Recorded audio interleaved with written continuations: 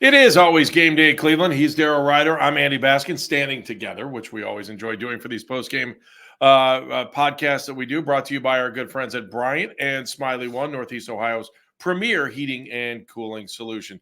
Daryl, it has been 20 years since the Browns beat the Cardinals of Arizona, and then also it has been 251 games since the Browns defense has pitched a shutout. But here we sit on a gentle Sunday where the Browns go out and do exactly what everyone wanted them to do. No snowball to get the shutout that's right. as well. That was the last time the Browns shut out a team, 8-0 over the Buffalo Bills. Isn't that amazing? It's amazing how young I was when that happened. Yeah, a lot of time has passed since then. But yeah, I mean, look, the Browns handled their business on Sunday afternoon. Arizona came in 1-7. They leave 1-8. This was a game that the Browns should have won. This was a game the Browns should have dominated. And they, in fact, did that. I mean, Clayton Tune looked like about 27 other Browns quarterbacks that we have watched since 1999 in the way he was dominated by this defense. 7 sacks. Dalvin Tomlinson got to eat Sunday afternoon with the hat trick. Had 3 of them. In case you're not a hockey fan and don't know what a hat trick is, but I know you do. But yeah, I mean, it was great to see such a dominating performance. Deshaun Watson, I thought started out slow, but it was really good to see him let it rip and complete a couple of deep balls to Amari Cooper. So that was a really, really good sign to see. And they were able to get him out of the game early too, because it was out of hand. There was no reason to put him in harm's way. And now they can get ready to face the gauntlet, the Baltimore Ravens, and then the Pittsburgh Steelers in back-to-back weeks. Yeah, also hearing that we'll know by Tuesday if they're planning on flexing that game against the Steelers. So that's kind of up in the air right now. And I'm hearing it's a real good possibility. I thought the Ravens game would get flexed just because some of the primetime matchups for that particular week weren't all that good. But it is looking like Browns and Steelers potentially could get flexed. So stay tuned on that. So it could be a rough Monday morning in 2 weeks, right? All right, let's get back into Deshaun Watson for a second here because, you know, I think he needed this kind of game. Look, even the 1 touchdown pass, which I am still trying to figure out how that thing went up and down and kind of came back into Amari Cooper's hands. This is kind of the game I think he needed before the Ravens game. He needed a confidence builder, but more importantly than that, he took care of the football. And that's something that I think needs to be the headline of the game. Deshaun takes care of football, even with maybe still injured. 0 turnovers. And this is only the second game this season, Andy, in which the Browns actually won the turnover battle in a game. They were able to force 3 turnovers. They did not give it back. To your point, Deshaun, no fumbles, no interceptions. The numbers, you know, they don't jump at you, you know, 19 of 30 for, 219 with a couple of touchdowns, but he did what was required of him. And again, you feel really, really good about the deep ball accuracy that he showed. I mean, those 2 throws to Amari Cooper, the 58, 59 yarder, and then he comes back with the 49 yarder. Those were beautiful throws. And it's like Kareem Hunt joked in the locker room, I'm quite okay with Amari Cooper falling down at the 2-yard line so I can go ahead and punch those in. We'll get into Kareem, I'm sure, here in a little bit. But yeah, overall, I think that you come out of this, if you're Deshaun Watson and the Cleveland Browns, feeling pretty good about where you're at. But again, you've got 2 really difficult games looming on the horizon. Let's talk about this one, though, for a minute. Amari Cooper gave you the kind of game that you always want out of Amari, like what you've always expected out of Amari Cooper. And he was able to really dominate on the field. The question I have, though, is he's still the only wide receiver for the Browns with a touchdown catch.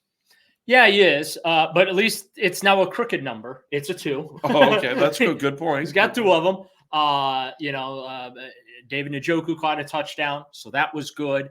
And Kareem Hunt was able to punch it in. So they scored 3 touchdowns, had 5 scoring drives, 3, a couple field goals there too. I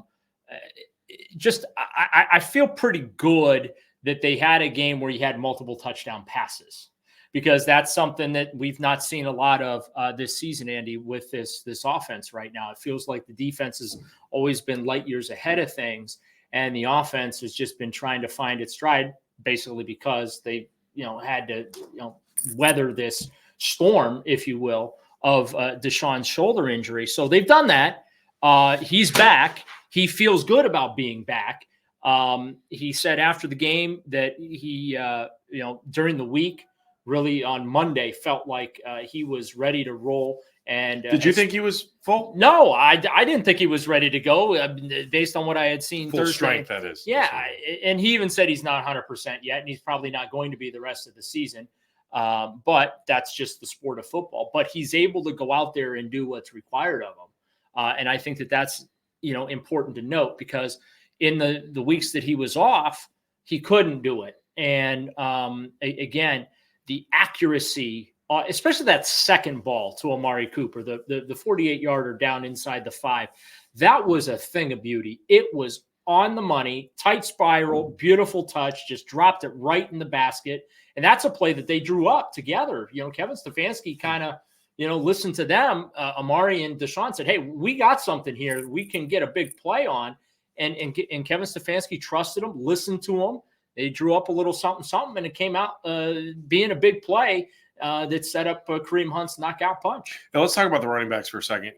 Hunt, Ford, Strong, over 100 yards again today for the three of them. Yep. So it's a three-headed monster that's replaced Nick Chubb, and it's really been working. I was hesitant on in the beginning of this. I just thought the Browns' running attack went completely downhill after Nick Chubb was gone, but these guys have done it week in and week out. Maybe it takes 3 roster spots to fill one guy's shoes, but they were consistent, and they were one of the reasons the Browns ended up with the ball more than 30 minutes in this game, right? Yeah, and I'm with you. There's no replacing Nick Chubb, but I think what the Browns have tried to do is recreate his production in the aggregate by having Jerome Ford and Kareem and then Pierre Strong mixing him in. Second straight week, over 120 yards rushing.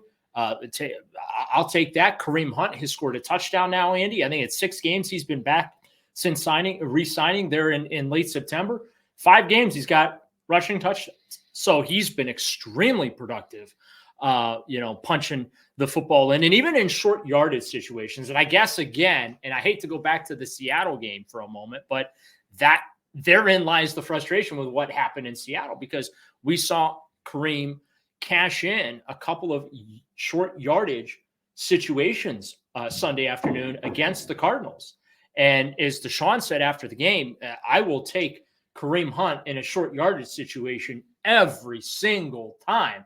I trust that he's going to get us what we need to either put points on the board or move those sticks. So, individually, his rushing numbers don't jump out at you. He's not putting up 100-yard games, but he's been very effective in the way he runs. Same thing with the production from Jerome Ford and Pierre Strong. So feel really, really good about the production from these running backs and what they're able to get out of this running game. However, it was the Arizona Cardinals.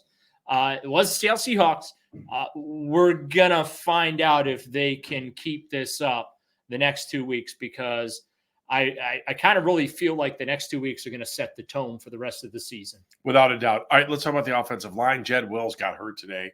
That doesn't help. And DeJuan Jones also banged up and went back in the game. Yeah, DeJuan banged up, but it sounds like he's going to be okay. Jed Wills could be done for the season. We don't know definitively yet. The Browns say in pain. Man, it was hard to watch. It really was. They put him on a cart, put him in an air cast. The Browns said it was at first. I thought it was lower leg. I thought maybe because what happened was Kareem Hunt was running. He got tackled from behind and fell behind Jed's right leg there, causing the injury. I thought it was a lower leg injury initially, just seeing it live. And then as soon as they started showing the replay and I saw a crowd, I just turned away. I couldn't. I know it was one of those plays. But put him on a cart. They seen the injury. I'm anticipating that when we get the official news on Monday, that it's not going to be very good news. So what do you do with the offensive line? You got to bring somebody up. Well, they remember they added Watson to the mix last week. Let's not forget about that. Alex Leatherwood is still on this roster. Yeah, Leatherwood is there. So they're going to have some options there. Hudson. We'll see, but that is something that they're going to have to talk about here over the next 24 to 48 hours. All right, let's jump back into the defense here. 2 interceptions today. Taki, Denzel Ward early on with an interception. This is I don't want to say this is what the doctor ordered for the defense, but this was the stifling defense that we saw in the beginning of the season, especially to watch them get out there and pitch a shutout. Well, they made Clayton Tune look like a guy who hadn't started an NFL game before, right? That was obviously good to see. The other thing, too, is Arizona, looking at the numbers here, they have 58 yards. Ridiculous numbers. Yeah, 58 yards of net offense. Net yards rushing 41. Net yards passing 17. Brian Sipe, man. 17. The tribute to Brian Sipe Day here. Net yards passing. They were 1 for 12 on third down, 0 for 1 on fourth down. Just an outstanding defensive effort. Everyone really got to eat. I mean, Myles Garrett got a sack, got a fumble recovery. Shelby Harris had a sack. Dalvin Tomlinson, we mentioned him earlier. He had 3 sacks. Zachary Smith had a sack. I think you had a sack in this game. I did. I had a sack lunch. I brought it with me from home. It was very exciting. It's not in the stat sheet. I don't understand why. Yeah, I mean, this defensive line was just absolutely monstrous in this game. And just, looking at a couple other numbers just to kind of put in perspective how dominating they were. Quarterback hits, 10. Wow. They got there quickly, broke up 8 passes as well. And that just really shows you. I mean, I didn't know Sione Takitaki could catch a football. Now you do. He's done it. That's the 3rd time he's done it. I didn't realize that he did it once in the regular season. Then in the playoff game against Pittsburgh, he had an interception too. So 3 career interceptions for him, including playoffs. Denzel Ward laying out there like a soccer goalkeeper there, just with the hands making the pick there. He's still mad Dordonia got beat by Twinsburg a couple weeks ago, but then Twinsburg got beat, so I'm sure he'll be happy about that. You just had to bring that up, didn't you? You got to go local on this thing. But yeah, I just when you look at the completeness with what they did against a subpar Arizona Cardinal team, because let's be honest about it, Andy. I had full disclosure, I had a bad feeling going into this game, and the reason is because the Browns typically find a way to screw these type of games up over the years, right? I mean, it's been since 2007 that they pitched a shutout, right? This was the quintessential trap game for them, with both a trip to Baltimore, and then you got to come home and play the Steelers, and so this felt like a trap game for them. One that, not that they were overlooking the Cardinals, but one where the Cardinals would just present them all kinds of problems because they're playing a guy that they'd never seen before and whatever. And I think that what this game does for fans now is to show them this team is for real. I mean, Deshaun was asked what the ceiling is after the game. He said, there is no ceiling for this team. We're going to go as far as we want to go and as well as we play and whatnot. But I think for fans, you can start feeling really good. I realize that the Cardinals are inferior competition, but the Browns curb stomped an opponent that they were supposed to curb stomp. And that is not something that we are accustomed to seeing this organization do. The defense came out and attacked and executed their game plan flawlessly. They created turnovers. They made Clayton Tune's life just a living hell in his debut. This is a game that he wants to forget as quickly as possible, and he might get that opportunity if Kyler Murray comes back next week for them. Offensively, at times, and a couple of guys mentioned, they left some stuff out there. There's no question about the Browns left some stuff out there.